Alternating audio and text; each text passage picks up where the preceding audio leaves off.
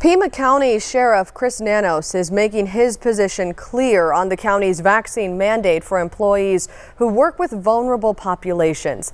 In a letter to corrections staff today, Sheriff Nanos wrote in part, quote, "The consequences have been laid out, the line in the sand has been drawn, and the clock is ticking.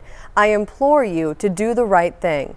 Do what is right for your families, your loved ones, and the preservation of your lifestyle. More importantly, do what is right for yourself and get vaccinated."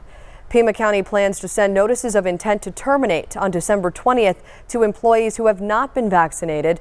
The sheriff also said contingency plans have been established to ensure the jail population and all its employees will remain safe if the department loses officers. You can read the sheriff's full letter on our website, KVOA.com. Are reported COVID numbers at the Pima County Jail involving corrections officers inaccurate? One commander who works at the jail says they are and says the sheriff is giving the Board of Supervisors incorrect information. Here's News 4 Tucson's Lupita Murillo with both sides of the story. Sheriff Chris Nanos has been called untruthful. The sheriff denies it. Lieutenant Robert Zuniga says he's brought up concerns to his chain of command, including the sheriff, the high number of corrections officers who claim they've had COVID. It's unfortunate, but a lot of times they may not have actually had COVID, but they wanted to use the leave.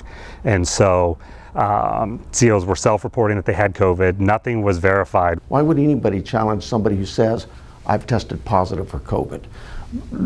Lieutenant Zuniga is very clear in his writing to me that it is his belief that that's what's going on, but he has no proof of it. Lieutenant Zuniga works in the medical unit at the jail and reports those numbers to the sheriff weekly.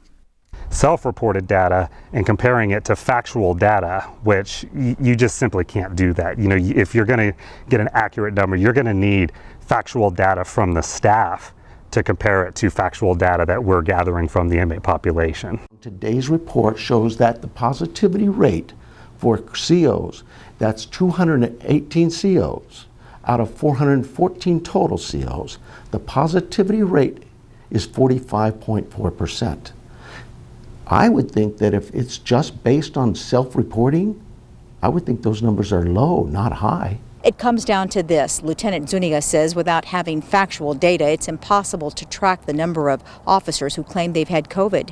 The sheriff, on the other hand, says, who is he to discredit what the officers say? Lupita Murillo, News 4 Tucson.